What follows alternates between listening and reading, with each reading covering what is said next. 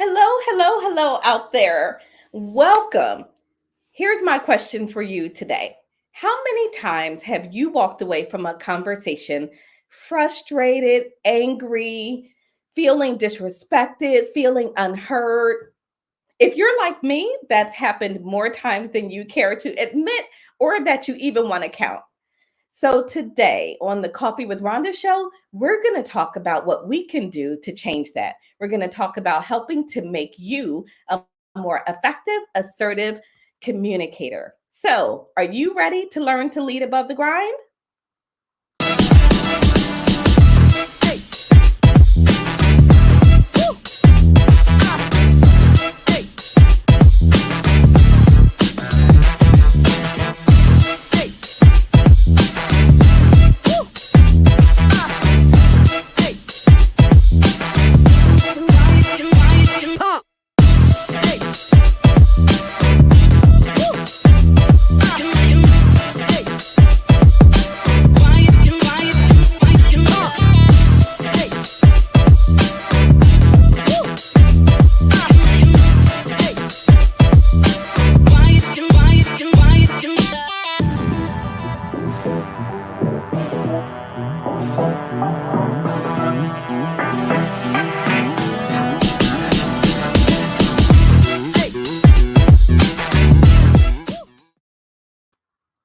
So, good morning, everyone. Welcome to the Coffee with Rhonda show. I'm going to bring our panel up, and I am really excited about our conversation today.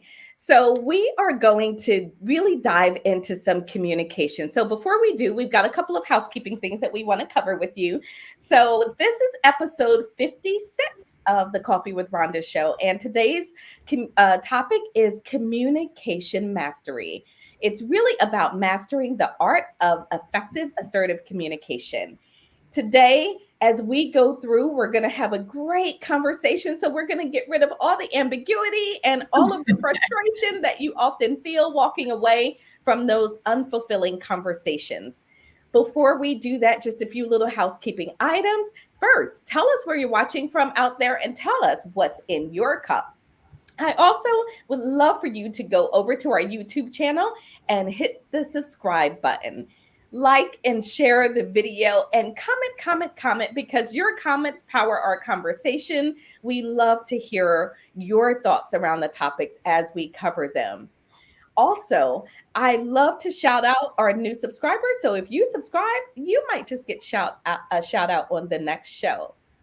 My name is Rhonda Y. Williams, and I'm your host for the show. I am known as an R soul, or what I call a recovering stressed out leader. Today, I am an elite leadership coach, and I help organizations and leaders decide it is time to stop the madness and learn to lead above the grind.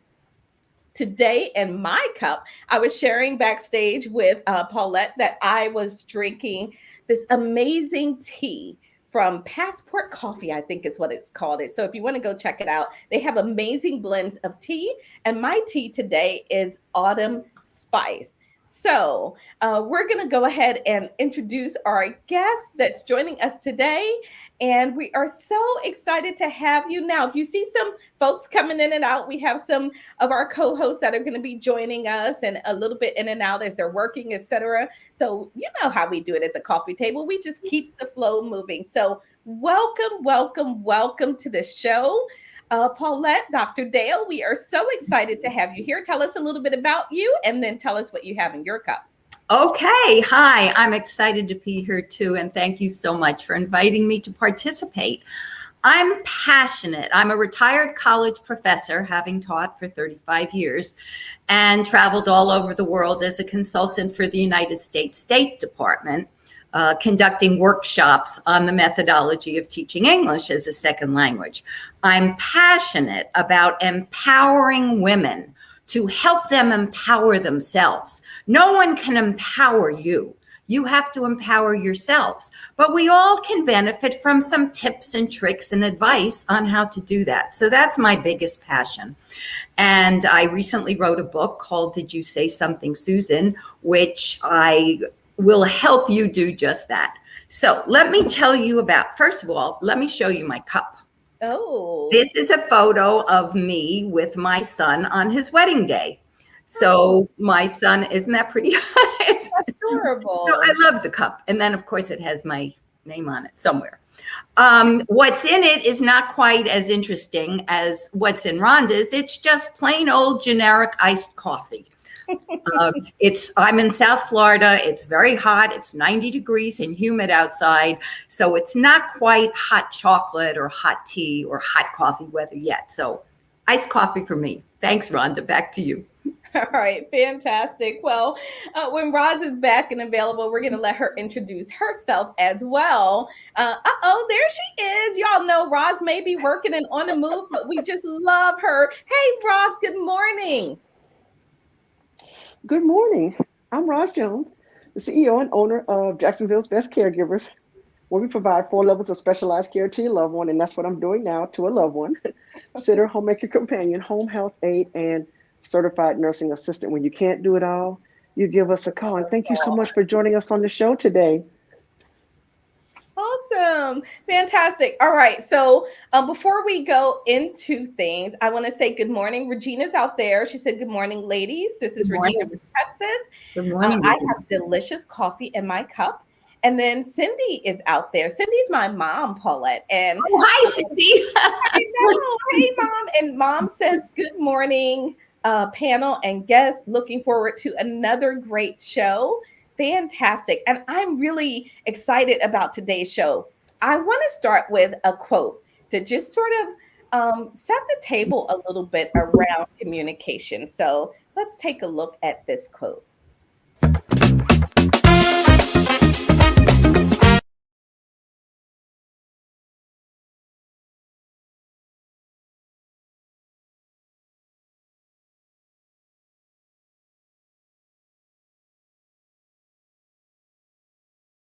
Times because we speak or because someone else speaks, we think communication has taken place. Communication is actually bidirectional. And so I just sort of set the tables there about our goals of being more effective, consistent, deliberate, intentional, and confident communicators. So let's talk about that a little bit. And I want to begin by asking you, Paulette, about the 3 types of communication. So in your book, and listen, you all, she mentioned her book. This is her book. It's amazing. It is absolutely amazing. I'm not even joking about that.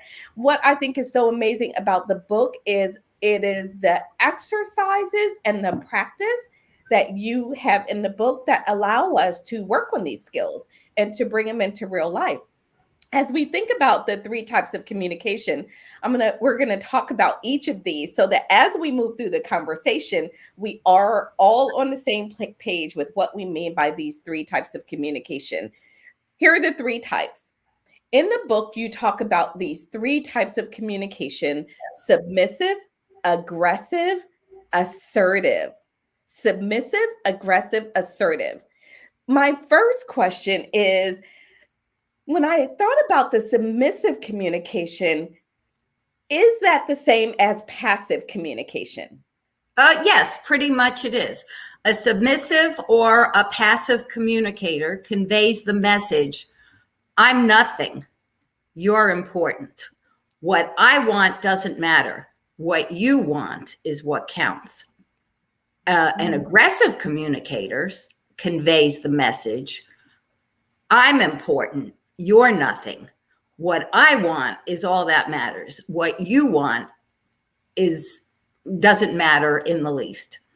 And an assertive communicator conveys the message, I'm important and you're important. What I want counts, what I want matters, and what you want matters also. So those are the 3 messages. And if you like, I could give you a specific example. That's fantastic. I love how you bring in the meanings behind when you communicate in certain ways. So before we do that, I want to say good morning to our other hi, Mireille. Hi, Mireille. Hello, how are you? Fantastic. How are you? I love your hair. It's adorable. Thank you very much. Beautiful. I had to look closer. It's really I had to think really a lot to go that light, but it looks like it's working, so that's really good. Thank you, and I'm really happy to be here. I'm going from one platform to another, and so getting ready for the coffee, and I have my cup here full of tea. So that's really good. Getting ready for this conversation. Absolutely. Thank you, Mireille, for joining us. And we're talking about these types of communication. And so, Paulette, you said submissive communication, which is the same as a passive Yes. communicator, Yes. says to the other person, "You're important and I'm not." That's right. Wow. Mhm. So is an example of passive communication something where you might really not want to do something, but you say, "Okay, yeah, sure." Absolutely. That's Okay, exactly what it is. So, for okay. example, a No, cigarette. no, please. Yeah, you're in a car with a friend, and they say to you, "Do you mind if I smoke?" And the cigarette smoke bothers you. It makes your car smell. You're allergic, but you say, "Oh, yeah, sure, no problem." Hmm. That's a submissive or passive communicator. Wow. So so I'm thinking in my head about how many times I've actually done that. Because do you think that we do that because we don't want to offend the other person? We're well intentioned, Rhonda, but maybe misguided, or ill advised. Well intentioned, but ill advised. I think we want to be liked. We want to please the other person. We don't want to offend, and we have a misguided feeling that this is the way to be polite. And we don't realize we can still be polite and not offend by expressing our preference. For example, so I don't want to offend my friend. I'm passive, sure, go ahead and smoke. But an assertive response would be, the cigarette smoke really bothers me. So I'd prefer that you don't smoke in my car. Thank you so much for asking me. But I'll tell you what, when you feel the need for a smoke, let me know. We'll find a place to stop. I'll pull over. You can have your smoke and then we'll be on our way. Win-win.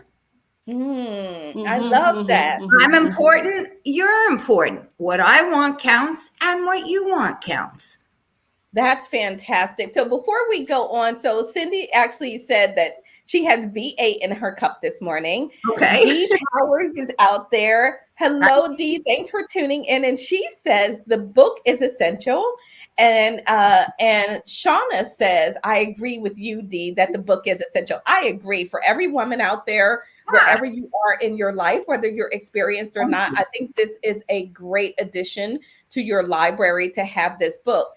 Miss Roz, have you had the occasion? Do you tend to be more of I'm going to go do a roundtable of this, and I want all of us to think about this. Do you tend to be more of a submissive communicator, an aggressive communicator, or an assertive communicator? What do you think, Roz?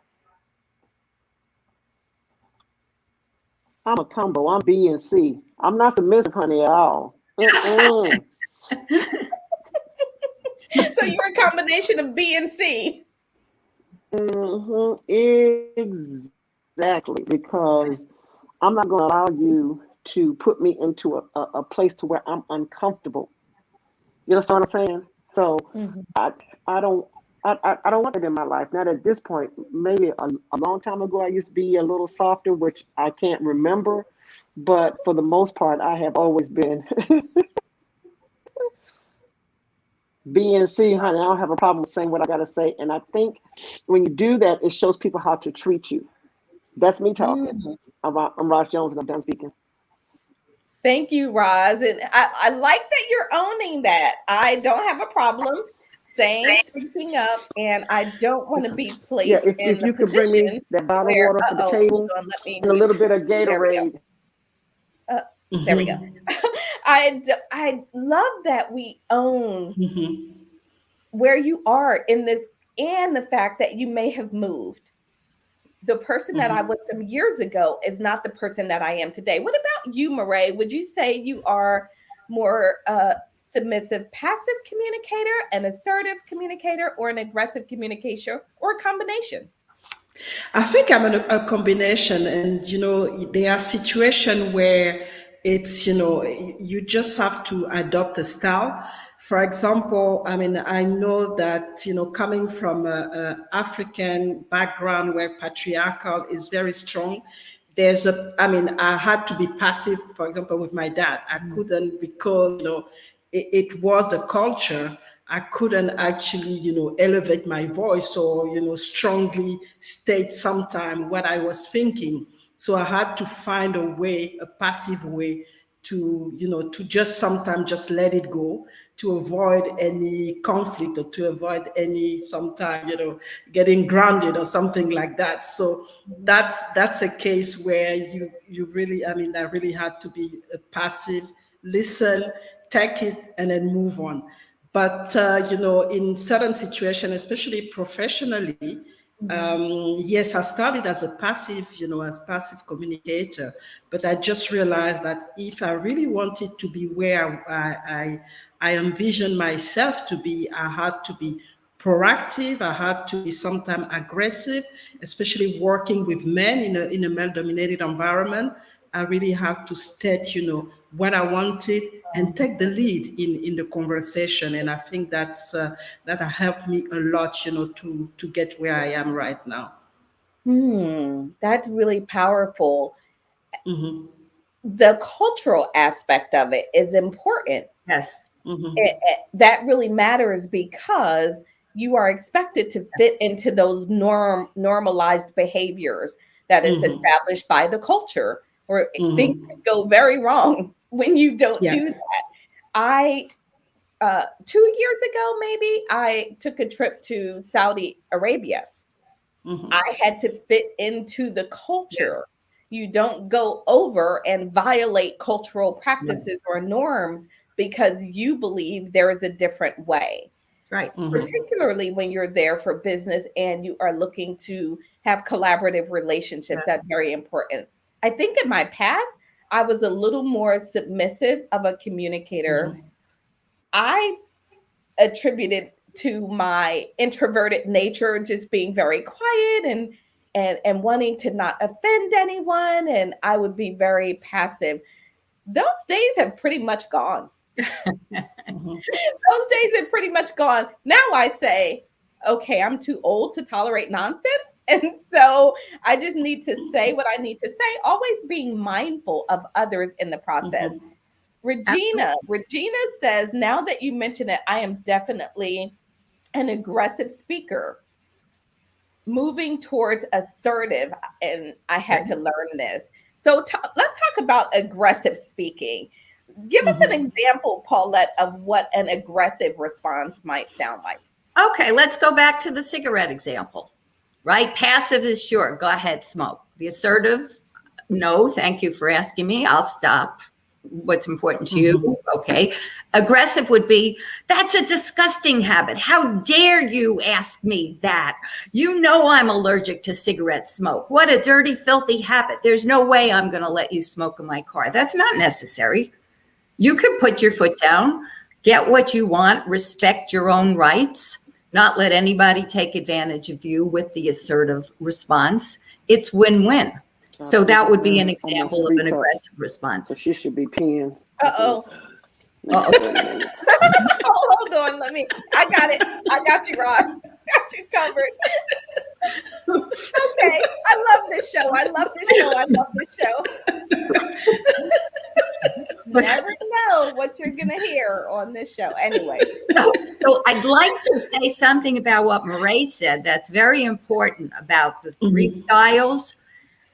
See, it's so, okay, I used to tell my students this. We have lots of outfits in our closet, right? Right, ladies? We don't want to wear the same outfit every day. And what's appropriate to wear to a wedding isn't going to be appropriate to wear to a 4th of July barbecue or to the beach. Cut-offs, a halter top, we would wear to a formal event. So we like to have a bunch of outfits to pick and choose for the most appropriate attire for the occasion. So that's my metaphor for, we should be proficient with all the styles of communication. That way, see, the problem is some people only have one style. Mm-hmm. You know, if they're a hammer, and if all they are is a hammer, then we know the expression, they see everybody as a nail. Mm-hmm. But we need tools. We need hammers for the right occasion. We need screwdrivers for the right occasion. So when people only have one style of communication, that's all they can use in every single situation. So you pointed out something very important. We need to know what's the most appropriate in a given situation. Mm-hmm. I think what's Exactly. important about that, and Mireille, will bring you back in for your comments on that. I think what's important about that is being intentional about choosing the style when it's appropriate, when it matters, and not just feeling Right. like you are stuck in the style or Yes. you have to do something. But I could choose to be, if I look at this situation and I say the best course of action is passive communication right now, Yes. then that's Mhm. completely okay. And I don't need to feel guilty about that. And Mireille, you were going to add? Yeah, I think that you're right. I mean, it has to be a choice, because otherwise, you will not come up natural, and you're gonna flit back to the style that you are used to. So you have to really be intentional about it, so that you can easily articulate if you need to the person, because otherwise it's going to be very, very difficult. After a certain amount of exchange, you're going to flip back to the style that if you're an aggressive person, it's going to come back because you're not prepared, you're not intentional. So it's gonna come back and show up in the conversation and in the exchange. See, the thing is choice, what you ladies are saying, Rhonda and Mireille. If you don't know how to be assertive and you've always been passive, then you deny yourself as a person. It's not a choice that you're not responding, as it is in the case of Rhonda and what Mireille had to say. If we're choosing a particular communication mode for a situation, we don't need to kick ourselves because we made the choice. We know we could have been any other way, but too many people are not assertive. They don't have the confidence to speak up for themselves, and they would like to, but they don't and they can't. So that's the thing. Not everything that triggers us deserves a response. And Exactly. choosing not to respond in a situation is very different than being unable to respond. Back to I you. think that's really important. And Roz, let us know whenever you want to come into the conversation. You can do that. I know that you're busy. Taking care of I was getting ready to say life. that I want to say about that non-responsive. Silence is also a way of communication. It's not Oh, always yes. bad. That's right. Sometimes silence is just allowing, for me, it allows me to regroup and to get my thoughts together. And then also too, body Yes. communication also plays a part in this too. So I want to, make people understand too that sometimes that our body language combined Yes. with everything else is a way of communicating. So silence Hmm. can be a good thing. Body language also counts when you're communicating. I have a foul odor sometimes when I communicate. I just want to put that out there. Well, we're gonna help you with that today, Roz. That's what we're here for. That's all. We are all about that. So I'm gonna put you back on mute to make sure we don't hear anything. We're not They know I'm supposed. crazy. We're not supposed to hear. She's in all. Where's Roz? But again, silence is a choice. If we Yeah. choose to be silent, then that's assertive. If we're silent because we are afraid to speak up, or we don't have the confidence to speak up, Well, that's no longer a choice, and that's not assertive, but silence is a perfectly valid assertive choice. And, sometimes being aggressive just feels so good, doesn't it? Sometimes It does. I want to It give it does. to Yeah. someone, and I make that choice, and I know it's probably not going to turn out well. And you know what? It generally doesn't. That is the thing I wanted to talk about. Let's But talk it about felt so good at the moment. Let's talk about aggressive communication, because before we do that, so Dee said, is anyone else experiencing technical issues? I think we seem to be rolling along okay, Dee. Hopefully any of that cleared up for you. Regina said, I now love the assertive way of communicating. And I need this book, Paulette Dale. Well, it is out there on Amazon, Regina. You can go buy it. It is Did You Say Something, Susan? It's got this adorable cover, just so you know when you are in the right place. Okay, so you're welcome. I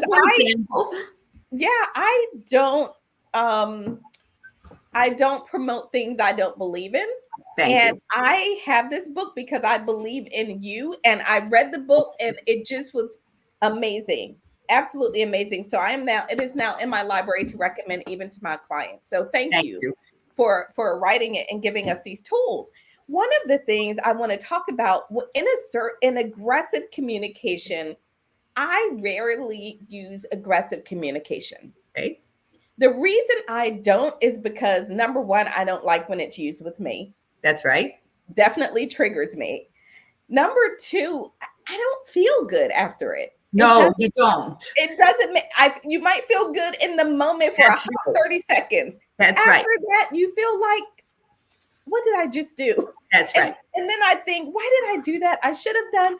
So I don't like that after all of that afterplay that happens when I use aggressive communication. So I tend to stay away from it consciously. Now, I want to be really clear that it's not that it doesn't go through my head. That's right. It's not that it doesn't go through my head. But it's not going through your mouth. That's it's good. It's not coming out of my mouth. No. And there's that important point about intentionality. Yes. It's also that important piece about being human and allow yourself to feel and think, if someone said something crazy to you, you might sit back and go, I can't believe, who did you just say? But my response and what comes forward is going to be more assertive. It might be something like, I am concerned about the way that you responded in this situation for this reason. Here's how I felt. Here's what I think it means. And I would like us to go back and revisit this conversation so that we can do whatever we need to do for the team or get the outcome that we want to achieve. But that's not what went through my head the first time. So I want to give everybody permission. Those things can go through your head, and then you get to make the choice as to what comes out of your mouth. That's right. What went through your head may be, you mean-spirited, jealous person. I wish I could just throw you off this team. Why don't you just leave right now? I don't even want to look at you. But that's maybe what goes through my head. But what comes out my mouth is a clone of what you just said, Rhonda. Exactly.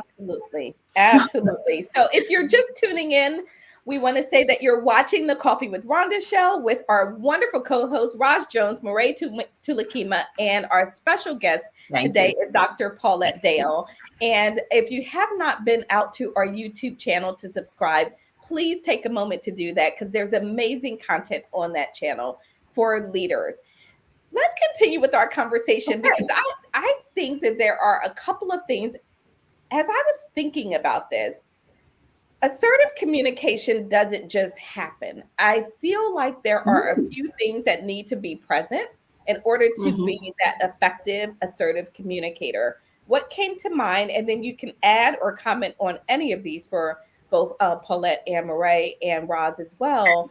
Confidence, clarity, understanding of your own values. Yes. And a desired outcome. What is it you want to happen from this situation should guide. In my new leadership online management, online coaching and mentoring program, one of the things I talk about is outcomes-based communication. What is the outcome you are looking for? and then communicating to that end. When I was a chief nursing officer, I knew how to communicate with people if I wanted them to resign. And I didn't want to actually say the words, hey, you're terminated or you're fired or whatever. I knew how to communicate that message without ever saying the words, but the person would leave my office thinking, it is time for me to go look for another job. That's outcomes-based communication. The other person that would come into the office was someone I knew had great potential, great skill set, and I wanted to lift them and coach them because I felt they had potential. My communication in that respect was very different. I was communicating in a way that was very supportive and guiding and that sort of. So there is a way that we communicate. So Paulette, do you agree that those confidence, clarity, values are important for us to be able to be effective communicators? No. Oh, no. Only wait. 3 of the 4 to start. Yes. Clarity, knowing your outcome, what you want to achieve, and values. I have to tell you, confidence is not necessary at first. Got it. You do not need to be confident to be assertive. Assertiveness is a skill. The confidence will come later. And that's the problem. If we wait for those people who don't feel the confidence to speak up, who are always afraid of someone else's opinion, they just don't feel confident asking a question at a meeting, for example. They don't feel confident saying no to an inconvenient or an unreasonable request. Do it anyway. The confidence will come. Mm-hmm. So didn't mean to scare you. And every psychological study shows confidence comes by doing. Mm-hmm. Don't have it first. And when we see that the reward is greater than the sacrifice, because we will feel uncomfortable if we're not used to using this. But the clarity is something that you don't need confidence to have. Mm-hmm. And values, your own personal values, you don't need confidence to have. And knowing what you want to achieve or what your outcome is going to be, you don't need the confidence to have. Do it anyway. It's the act as if. And every psychologist will tell you, and there's a vast body of sociological and psychological research, that if you want to have quality, act as if you already have it. And that's the confidence part. And the confidence will come. And as Rhonda has said online, and I've adopted this, I think she knows I'm about to quote her, confidence is an internal renewable resource. It never uses up. It's like a muscle.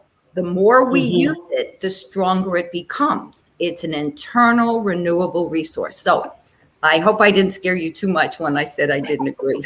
No. I appreciate that. I appreciate that. I'm happy to know that you have to do it, because I'm a doer. So I'm just going to do it, and then whatever happens, I'll learn. And I'll learn in the process. So ladies, gentlemen, don't think you have to have, I'll become assertive when I feel confident. No. Become assertive. The confidence will come. You will like what you reap by being assertive, and then you will want to do more of what gets you those positive feelings. And because it is a skill. It's a skill. It's a skill. So we have the opportunity to develop it just like we would any other skill. So Mireille, what do you think in terms of the outcomes-based communication I was talking about earlier? And how do you think that plays into how you determine which of these responses you're going to give, whether your response is going to be submissive, aggressive, or assertive? I think it can be tricky for the outcome, because you have to take into account, the person that you're communicating with. And that's, that's where the environment is very important, because, I'll give you an example. It was back, in Gabon. I was going to renew my identity card. and you come and the person doesn't even want to talk to you. You ask question and that's their job, but they don't want to do it. So you have to, find a way to go through it to get this service. And I think that's where, you have to be assertive to be able to understand the mindset of the person and get to where you want to be.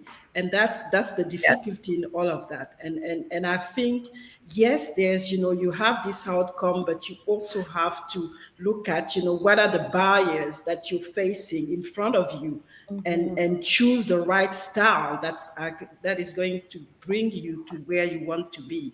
And that's the key thing in being assertive. Because then, when, yes, you have the outcome, but you also need to understand where this person is, with the mindset and how the person is communicating as well. So there's two aspects in this. I think that's so important. Well said. That's really good, Mireille, because what happens, I think, if we are only looking through our lens, we only see our perspective, and then often we are delivering an interaction that is me focused. It's only on me without understanding the other person. And it's hard to really get what you want and to get to that win-win without considering the other person. I think that's a really important point. So thank you for bringing that forward. Absolutely.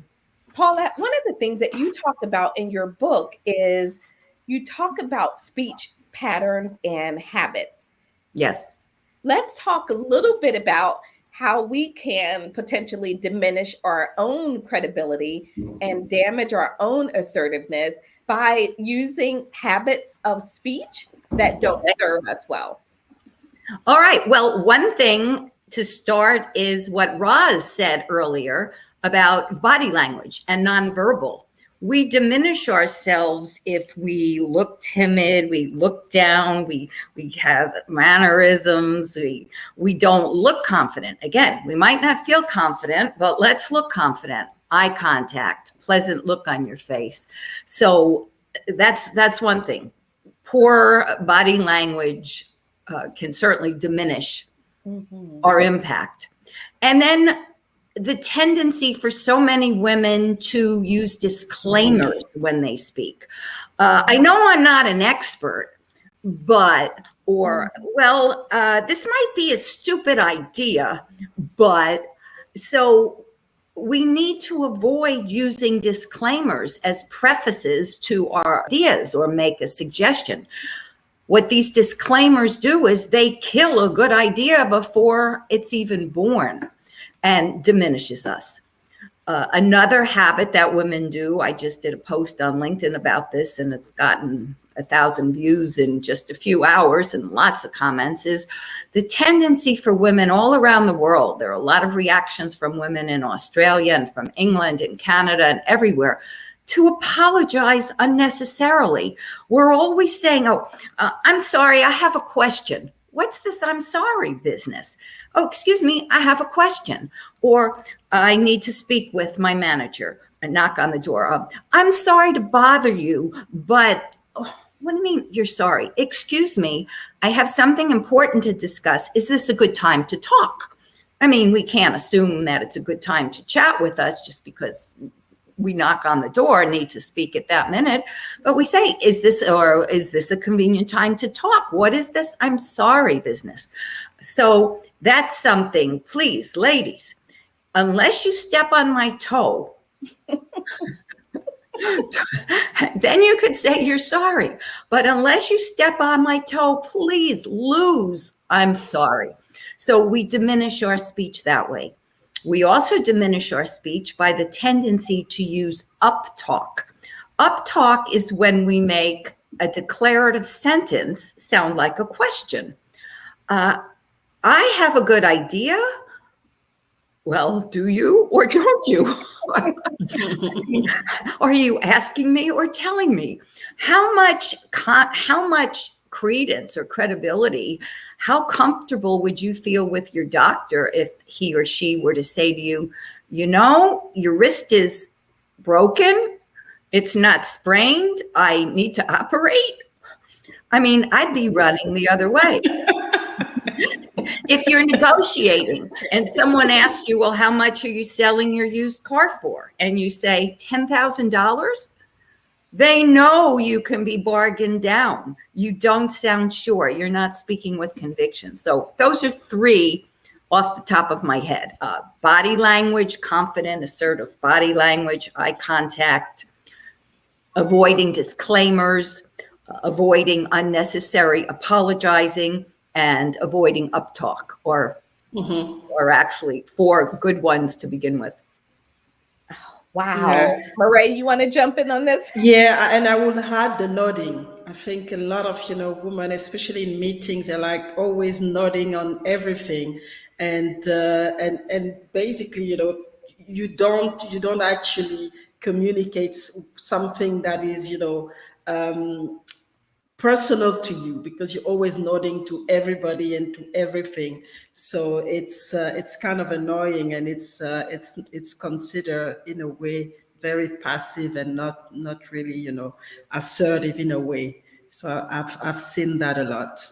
I love that. Great examples. The other one that comes to mind is using words like just. Yes. Mm-hmm. I just wanted to. Well, or I'm just a nurse. I'm not a doctor. I'm just, Yeah. or I'm just the secretary. What's this just business? The whole office would fall apart without you. The doctors wouldn't be able to do their job without you. What's this just? Exactly. Just is another very minimizing word. And I'm sorry, go ahead.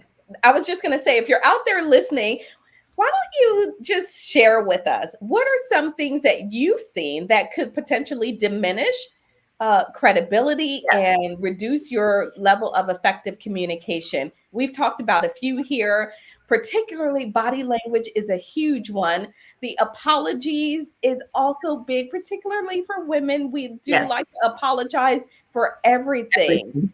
One of my favorites is, I'm so sorry, I missed your call. Like, are you just watching the phone going, I'm going to miss this call?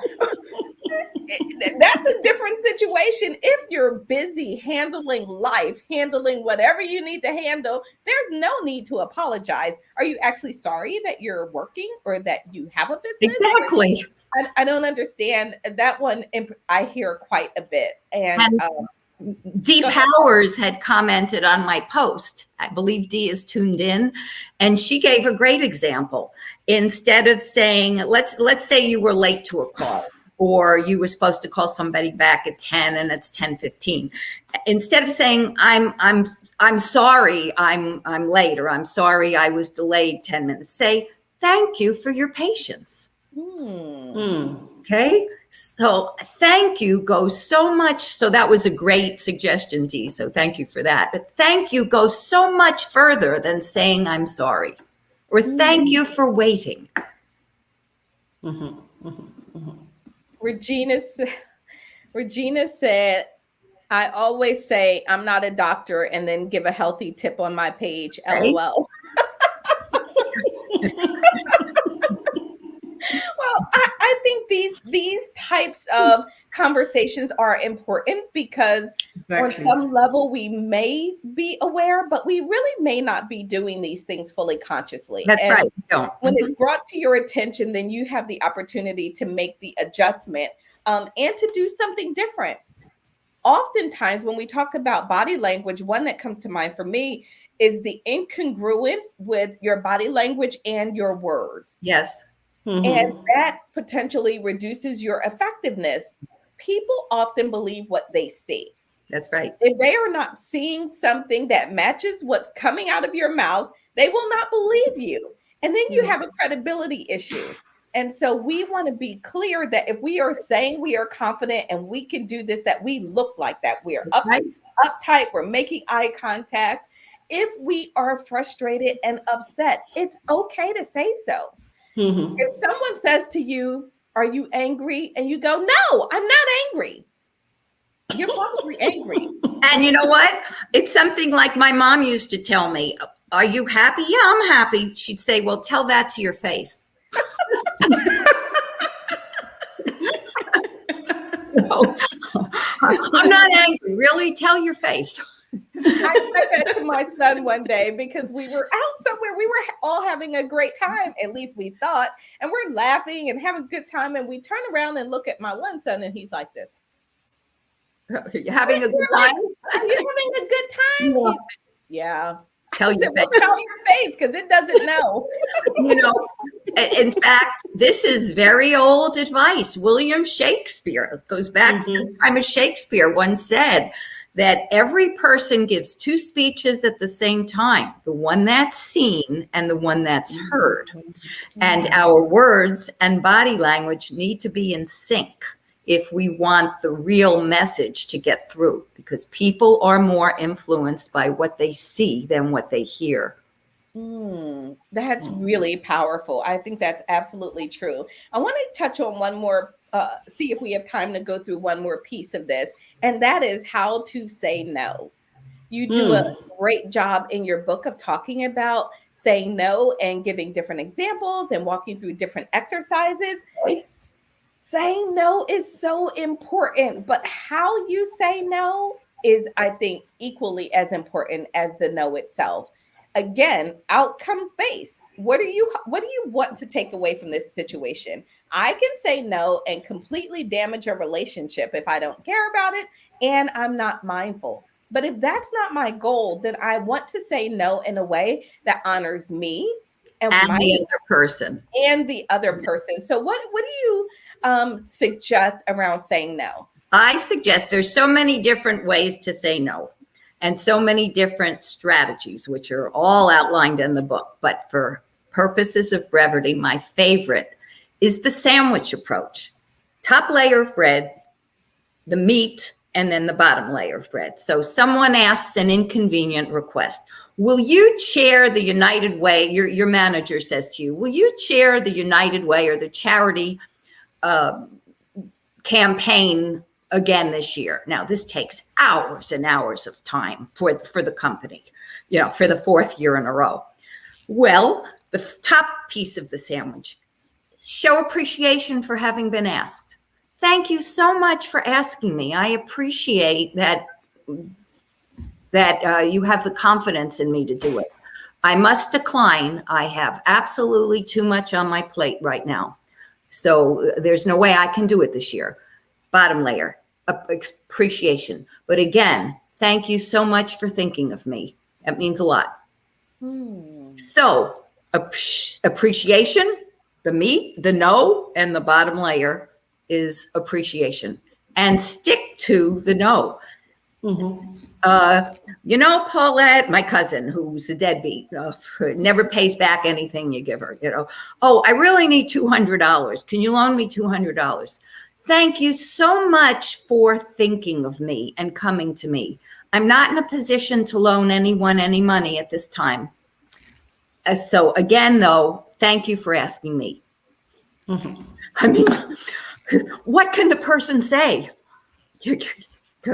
So appreciation, saying, and that people who are really reticent about saying no, who want to be people pleasers, they find that really helps them to say no much more easily.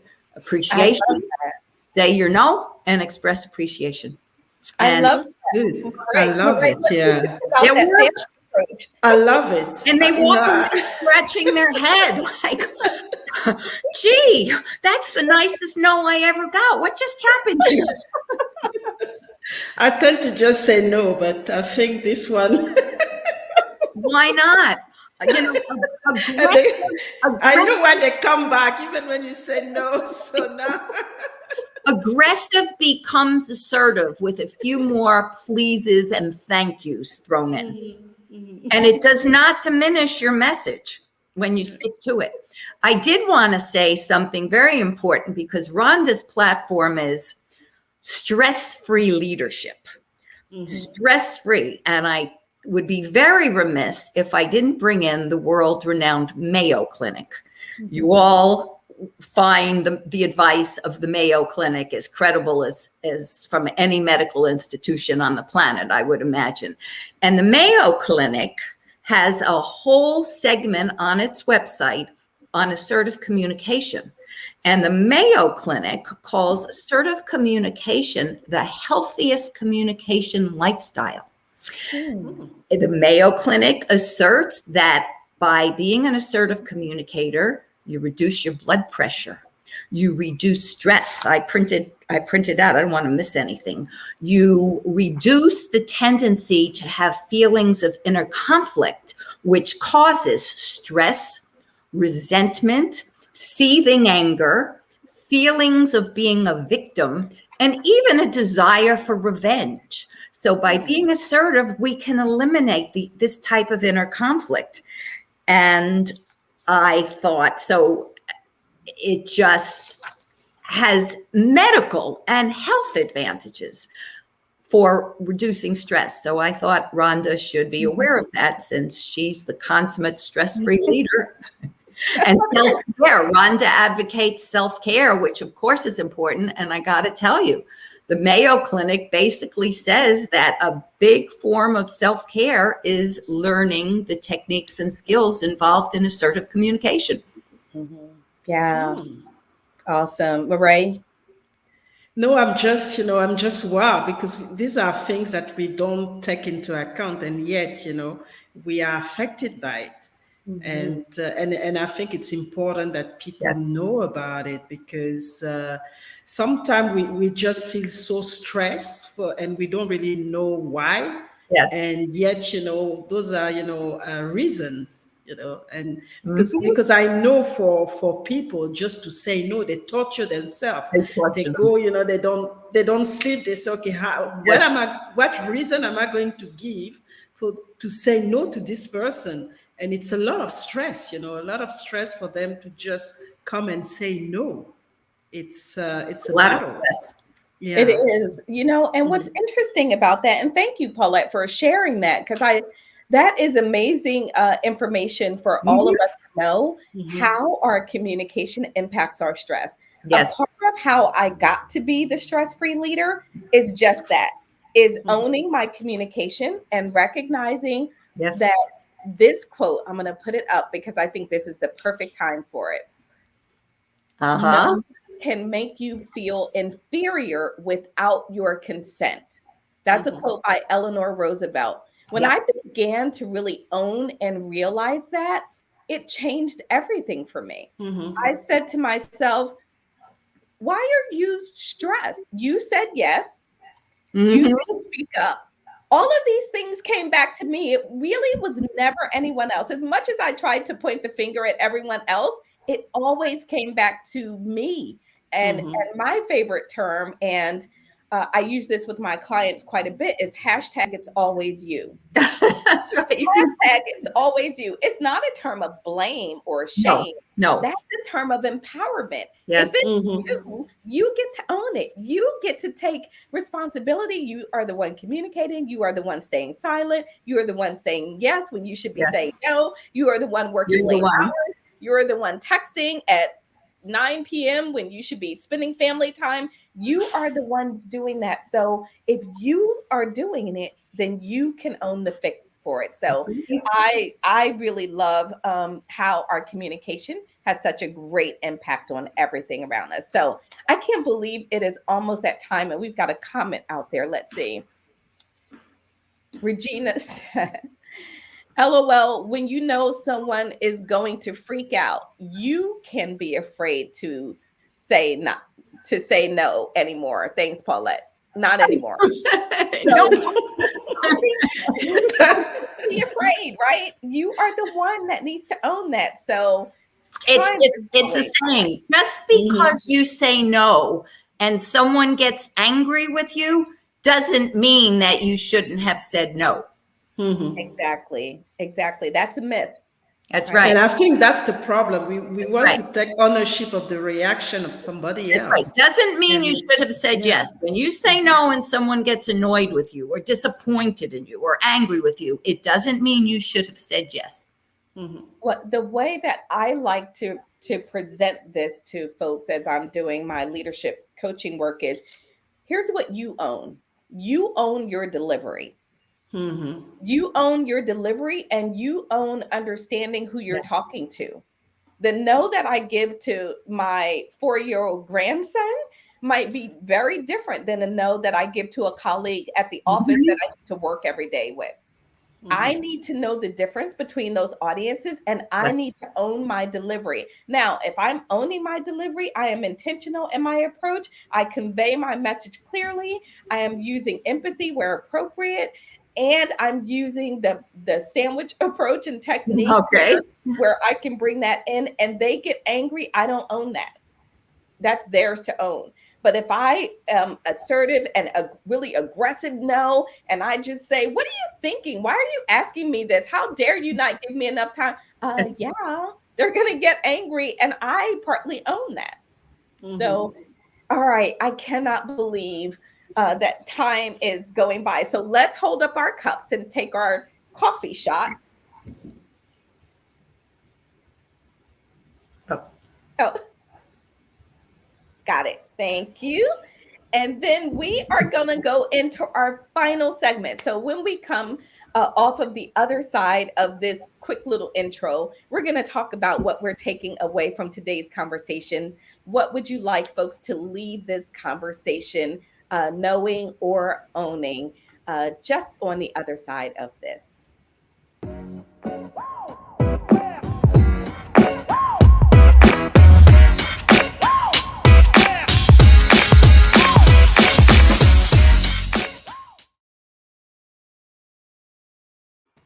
All right. So as we wrap up, what's in your cup? Today's conversation has put something in your cup that we want to leave with others. We want to share with others. So let's start with you, Mireille. We'll share what you're taking away from this and putting in your cup. We'll come to you after, Paulette. Be sure to share how folks can connect with you and where they can buy your book as well. Mireille? Oh, there's so much. I mean, I really enjoyed this conversation. But I think for me, the important thing is to be intentional, being intentional and understand the power that we have in the delivery, because that's really what's going to make, an impact. And there are other things, but I think that's the key thing. Understand that we have the control, we have the power. And then when we have the intention, we can't get wrong, and really forget about the how people are going to react, especially when it comes to say no. And I think that's an important message for me. Fantastic. Thank you. Before you go, Paulette, I want to bring in Jackie's comment. Jackie said, dealing with lazy coworkers. So Jackie, are you saying that's a source of frustration? Are you asking us how you can do that in an assertive way? Clarify that a little bit, and we'll circle back if you share that. We'll circle back and try to help answer that question. And if anyone else has a question, please type it in the comments and let us know. We're happy to share with our panel here today. So, Dr. Dale, thank you for being here. Tell us a little bit about what you want folks to leave this conversation with, and then how they can reach you. Okay. I want you to leave the conversation with the realistic knowledge that assertive communication doesn't always work, but nothing always works. What assertive communication does, however, it always leaves you feeling better about yourself. So that's major. So you may be assertive and it might not work. The other person's values and agenda may just not align with yours. And as Mireille and Rhonda pointed out, we have no control over other people's behaviors. We only have control over our own. And we can't make someone see reason when they're unreasonable, and we can't make someone be logical when they're illogical. But by being assertive, we've made the effort. We don't deny ourselves as people. We maintain our own self-respect, and we always leave feeling better about ourselves. My email is pwdale, my last name, D-A-L-E, at AOL.com. pwdale@aol.com. And please connect with me on LinkedIn. You could find me under my name, Paulette Dale, and my hashtag on LinkedIn, where you will see the whole repertoire of my posts and tips on assertive communication for women is hashtag and the title of my book. So it's hashtag, did you say something, Susan? All one word. So please connect with me. I will respond to your messages, your direct messages, whenever you contact me. So thank you so much for listening. Fantastic. Thank you so much for being here. A couple of closing comments. We had Cynthia. Hey, Cynthia, great to see you. Thanks for tuning in. Thank you for this Saturday morning communication education. And Shauna said, thank you for opening up this needed discussion. Happy Saturday, growing from submissive passive to assertive communicator. We are so glad to be a part of your journey. You know, I think a part of what I'm taking away from this conversation is it's up to us. Yes, up to us. We get to choose what we want to allow into our space. Right. We get to choose what we're going to accept and not accept. We get to choose that we want to teach people how to treat us. We want to show our brilliance and our excellence and our skill set. And in order to effectively do that, communication is a huge, huge part of it. So, all right, Jackie came back and responded. So before we go, Jackie says, how to not hurt their feelings by telling them they're lazy. Probably don't tell them they're lazy, Jackie. But anyway, I'm very direct and assertive, not to use my dishes if you're not going to watch them. I'm on the verge of sending everyone an email right now out. No, Jackie, hold on. Don't send the email yet. Don't send it. Or if you're going to send an email, why not use the sandwich technique? Why not use the technique that was shared with us today? And that's why we share those techniques, so that we can keep all of ourselves out of hot water. And Dr. Dale, how would you respond to Jackie? Okay, well, about the dishes, instead of using the negative, don't do this if you don't do that. Please be sure to wash my dishes after you use them. Much appreciated.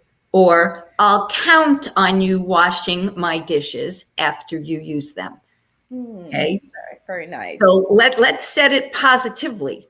And then if they continue not to, well, then you've been assertive. It didn't work. And it's time to say, I would ask you to no longer use my dishes, as you would prefer not to wash them. Or if you prefer not to wash my dishes after you use them, I'd appreciate you using paper plates.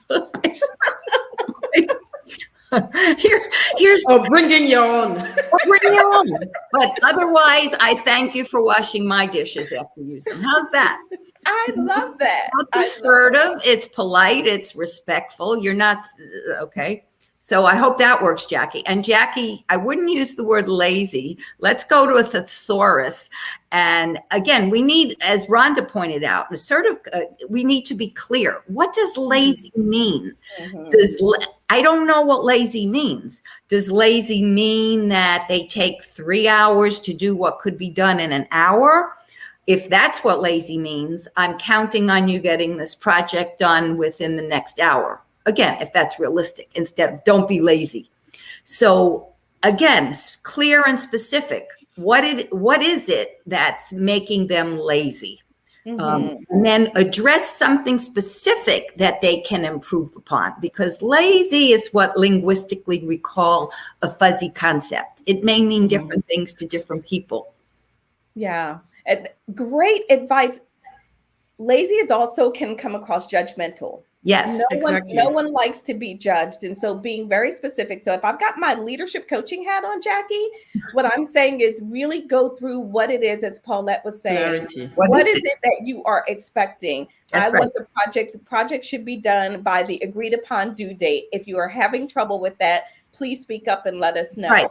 Breaks are only 15 minutes, not 25. Exactly. That's right. And being really clear and specific about that. So I hope that was helpful, Jackie. If not, feel free to reach out. We're both on LinkedIn. Absolutely. You can contact any of us at any time. We are here to support and assist. So Wow, we ran a little bit over, but thank you for that real life example, because that is fun, right? I love being able to sort of dissect what Yes. we're dealing with in real life. Mhm. I have a new belief statement, and I'm just going to read it to all of y'all because I have not memorized it yet. So here we go.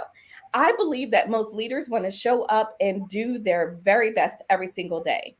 In my experience, what might be preventing them from doing this is the support they need to gain the skill set, the Yes. confidence, and the ability to successfully navigate today's critical challenges. I would love the opportunity to partner with you to do some mentoring and coaching for you or your team so that you can get the outcome you deserve and they can feel amazing, well balanced, and really good about the work they do. So, if you're interested in a strategy call, please feel free to reach out and connect with me at any time.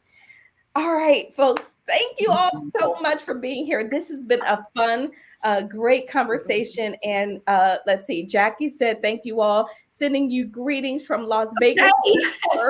Thank you so much, Jackie, for tuning in and participating. We really appreciate you. For all of my guests, everyone out there, thank you so much for tuning in and for watching the Coffee with Rhonda show. For my panel, stay tuned for just a moment. For all of the rest of you, we will see you next week, same time, same station for the Coffee with Rhonda show.